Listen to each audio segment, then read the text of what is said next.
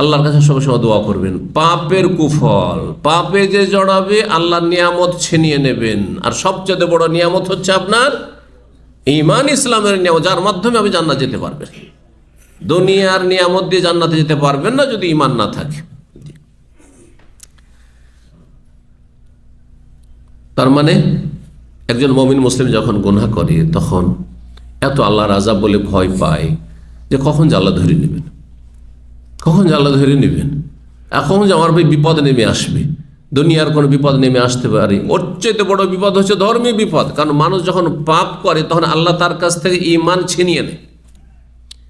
আপনার সুস্থতা আল্লাহ যদি ছিনিয়ে নেয়, হ্যাঁ, আপনার হায়াতও ছিনিয়ে নেয়, বাঁচলেন না আপনি, অথবা আপনার টাকা পয়সাও আল্লাহ কেড়ে নিলেন, আমিরকে গরিব বানিয়ে দিলেন, ফকির বানিয়ে দিলেন, আল্লাহ আপনার ছেলে মেয়েকে কেড়ে নিলেন, কিন্তু দুনিয়া গেল, দিন গেল, আখেরাত গেছে না? আখেরাত নষ্ট হয়নি যদি আপনি ধার্মিক হন। কিন্তু ধরেন আপনার সব আছে, আপনি আছেন, আপনার স্ত্রী আছে, ছেলে মেয়ে আছে, ধন আছে, সম্পদ আছে, জনবল আছে, সব আছে, আপনার বাড়ি আছে, গাড়ি আছে, নারী আছে, সব আছে, কিন্তু আপনার কাছ থেকে আল্লাহ ঈমান ইসলাম কেড়ে নিয়েছেন। ছিলেন একসময় খুব ধার্মিক ভালো মানুষ, এখন চোর লম্পট, কুখ্যাত ব্যক্তি এখন সমাজে একজন, হ্যাঁ, বড়ই চরিত্রবান ছিলেন, মানুষ জানতো না যে আপনি জীবনে কোনোদিন পাপ করেছেন, হ্যাঁ, কিন্তু এখন একজন পাপী হিসেবে মানুষের কাছে পরিচিত। হ্যাঁ, আল্লাহর কাছে আপনি পাপিষ্ট, আপনার কাছ থেকে ঈমান সততা আল্লাহ কেড়ে নিয়েছেন। জান্নাত পাবেন? পাবেন? যদি ঈমান হারা হয়ে যান তো জান্নাত পাবেন না মাত্র। আর যদি দুনিয়ার সমস্ত কিছু থাকে, ধন সম্পদ থাকে, তো কতদিন ভোগ করবেন? 60-70 বছর, ব্যাস, তারপর তো না। কি কাজে আসে বলেন? চোখের সামনে তো দেখছেন যে যারা দুনিয়ার রাজা ধীরাজা তারাকেও কাফন দিয়ে শুধু খালি হাতে পাঠিয়ে দেওয়া হচ্ছে, খালি হাতে চলে যাচ্ছে কবরে। তো আপনি কি নিয়ে যাবেন কবরে? আপনার পরিবার আপনার সাথে টাকা পয়সাগুলো বেঁধে দেবে, কাফনে গুজিয়ে দেবে? না, মোটেই দেবেন না। আর দিলে লাভই বাকি, কোনো লাভ নেই। তাহলে যেটা আপনার কাজে আসবে, যে নিয়ামত, সেটি সবচেয়ে বড় নিয়ামত, সেটি হচ্ছে ঈমানের নিয়ামত, ইসলামের নিয়ামত, ধার্মিকতার নিয়ামত, আল্লাহ ভীরুতা তাকওয়ার নিয়ামত। সেই নিয়ামতকে রক্ষা করে। তো যখন মানুষ পাপ করে, একজন ধার্মিক মানুষ, তখন এত ভয় পায় যে কখন আল্লাহ নিয়ামত ছিনিয়ে নেবেন, সুস্থতা ছিনিয়ে নেবেন, অথবা কোনো ছেলে মেয়ের ওপর বিপদ আসবে, কোন স্ত্রীর ওপর বিপদ আসবে, টাকা পয়সা, ব্যবসা বাণিজ্যের চাকরির উপর বিপদ আসবে, আমার হয়তো, আমি ভালো মানুষ, হয়তো আসামির কাঠ গড়াই গিয়ে হাজির জেল খাটতে হবে, কোনো বিপদ আসতে পারে, দুর্ঘটনার শিকার হইতে পারে, এগুলো তো দুনিয়ার। কিন্তু এর চাইতে বড় আল্লাহর আযাব পাকড়াও এটা হইতে পারে যে আপনার বিভিন্ন পাপের কারণে মুমিন ব্যক্তি ভয় পায় যে কি জানে কখন আল্লাহ আমার কাছ থেকে, হ্যাঁ, দিনদারি ঈমানদারি ছিনিয়ে নেবেন, আর আমি নামাজি ধার্মিক বেনামাজি না হয়ে যাই। আমি একজন আল্লাহ পরকালে বিশ্বাসী, আমি আবার ওই সেকুলার নাস্তিক না হয়ে যাই। হচ্ছে মানুষ মাদ্রাসা পড়া আলেম গিয়ে কাদিয়ানি হয়ে জাহান্নামে চলে যাচ্ছে, আছে চোখের সামনে আমাদের, চেনি এরকম লোক। আলে কোরআন হাদিস অস্বীকার করে জাহান্নামে চলে যাচ্ছে। মাদ্রাসা পড়ে এসছে, বাংলাদেশ থেকে পাকিস্তান পড়তে এসছে, ফ্লাই করে একবারে, তারপরে গিয়ে গোমরা হয়েছে। একবারে এক গর্ত থেকে উঠেছিল, সুফিদের গর্ত থেকে উঠেছিল, পীর মুরিদের গর্ত থেকে উঠে আসা, আবার আষাঢ়কে এমন বড় গর্তে পড়েছে যে আর উঠার কোনো চান্সই নেই। নাসাউল্লাহ সালামাত ওয়াল আফিয়া। তাহলে কোরআন বলছে হাদিস টাদিস মানি না, তো হাদিস ছাড়া আজান দেন তো। কোরআনে কোথায় আজান আছে, একামত আছে, নামাজ আছে, আকিম হোসেন নামাজ পড়ো আছে, নামাজ কায়েম করো আছে, নামাজের হেফাজত করো, কিন্তু নামাজ শুরু হবে তকবীরে তাহরিমা দিয়ে, আগে দাঁড়াইতে হবে, রুকু করতে হবে, তারপরে ঝুঁকতে হবে, সেজদায় যেতে হবে। আরে এক রাকাতে দুটো সেজদা, একটা রুকু, এগুলো আছে কোথায়? হ্যাঁ, কোন আয়াতে আছে? কোথাও নেই। তাহলে যে বলবে আমি শুধু কোরআন মানি, সে মুসলিম থাকতে পারে না, সে মুসলিম না। এত বড় গুমরাহিতে লিপ্ত হয়েছে মাদ্রাসা পড়ে, তা আপনি আপনার গুমরাহ হইতে পারেন না? মানে সাহাবী নিজের উক্তি বলতেন, কালা, তিনি বলেন, ইন্নাল মুমিনা ইয়ারা যুনুবাহু কান্নাহু কায়িদুন তাহতা জাবালিন।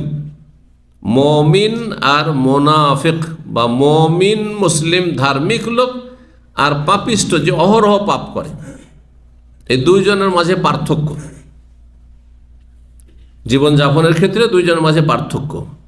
বলছেন মুমিন মুসলিম একজন যে ধার্মিক, ইয়ারা যুনুবাহু, যদি একটা গুনাহ করে, তারও গুনাহ হইতে পারে, ধার্মিক লোকেরও যদিও কম হবে, কিন্তু গুনাহ হইতে পারে, মানুষ মাত্র ভুল হইতে পারে।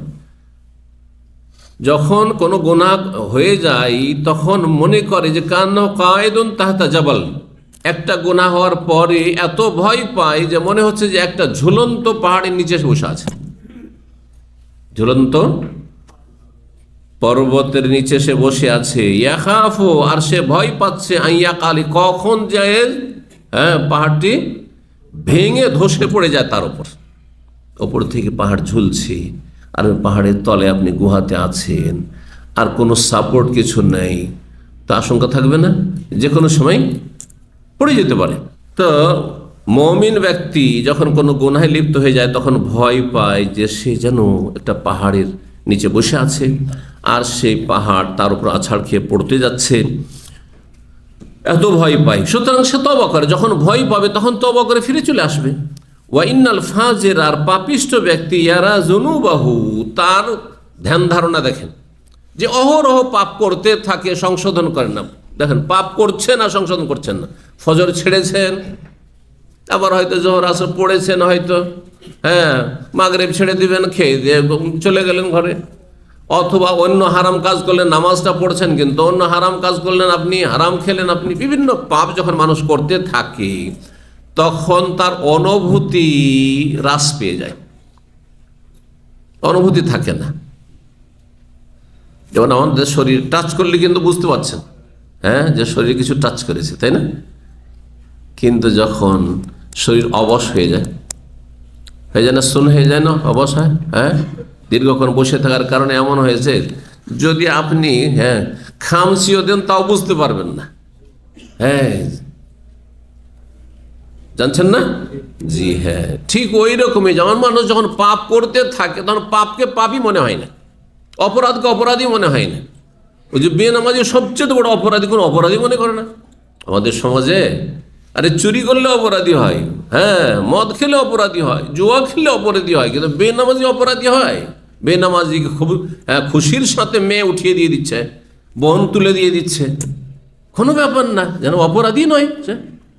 অথচ সবচেয়ে বড় অপরাধ এটি ছিল, কারণ ইমান টিকাবার জন্য নামাজ শর্ত, গতকালকে বলেছি। তো বলছেন ওয়াইনাল ফাজেরা, পাপিষ্ট ব্যক্তি যখন যে বারবার পাপ করতে থাকে, ইয়ারা তার গুনাহকে কিছুই মনে করে না, কোনো ফ্যাক্টর না। কেমন মনে করে? কাযুবাবিন, মাছির মতো মনে করে। মাছির কাজ হলো ভ্যান ভ্যান করা। মাছি কি করবে? কোন জায়গায়? যেখানে যত বেশি ময়লা আছে, যেখানে যত বেশি দুর্গন্ধ আছে, আতরের জায়গাতে ভ্যান ভ্যান করবে না মাছি। ওই না খেয়ে করবে, কারণ না খেয়ে কাশপোটা থাকতে পারে বা কাশপোটা গন্ধ থাকতে পারে, নাক হচ্ছে গন্ধর জায়গা, ওই না খেয়ে ডগাতে এসে ডিস্টার্ব করে। আচ্ছা, নাকের সামনে মাছি যখন ভ্যান ভ্যান করে তখন কি আমাদের কোনো পেরেশানি হয়? দিলেন হাত দিয়ে উড়িয়ে দিলেন, তাই না? ওই রকমই গুনাহ একটা করলো, কোনো ব্যাপার না, ফজর ছেড়েছে, আবার হারাম খেয়েছে, আবার গীবত করেছে, আবার চুগলখড়ি করেছে, আবার মিথ্যা কথা বলেছে, অহরহ মিথ্যা কথা বলছে, বিভিন্ন পাপে জড়িয়ে যাচ্ছে। পাপ সম্পর্কে তার কোনো চিন্তাই নেই, ও মনে করছে নাকের ডগায় ভ্যান ভ্যান করা মাছি, মাররা আলা নফিহি, তার নাকে দিয়ে যাচ্ছে সে মাছি। ফাকালা বিহা কাজা, কালার যদি প্রিপজিশন সেলা বা আসে তার মানে তখন আর কথা বলা হয় না, তার মানে করা হয়, কোনো কাজ করা আরবি ভাষায়। ফাকালা বিহা কাজা মানে ফালা বিহা কাজা, তখন এই করলো। তাহলে আবু শাহাব বলছেন এটি বোঝানোর জন্য বেয়াদেহি ফাওকা আনফিহি, হাতটি নাকের কাছে নিয়ে সে মাছিটিকে উড়িয়ে দিল।